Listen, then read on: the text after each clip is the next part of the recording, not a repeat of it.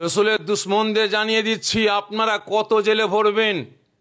এই সবে তো শুনছি 22টাকে জেলে ভরেছেন রসুলের ভালোবাসার মানুষদের। সারা ভারতের মুসলমান আমরা জেলে ঢুকতে রাজি আছি, কিন্তু জেলে আপনারা জায়গা দিতে পারবেন না।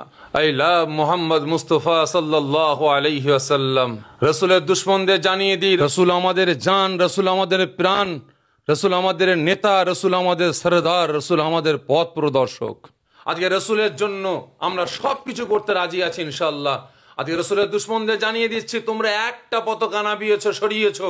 আজকে রসুলের ভালোবাসায় ভারতের মাটিতে, বাংলার মাটিতে একটা দুটো নয়, 1000 2000 নয়, কোটি কোটি ঝান্ডা উঠছে ইনশাল্লাহ, কিয়ামত পর্যন্ত উড়বে। রসুলের দুশ্মনদের বলছি, তোমরা আমাদের ঘর বাড়ি জমি জায়গা সব কিছু কেড়ে নাও, প্রয়োজন হলে দেশের স্বার্থে আমাদের জীবনটা চাও, আমরা জীবন দিতে রাজি আছি।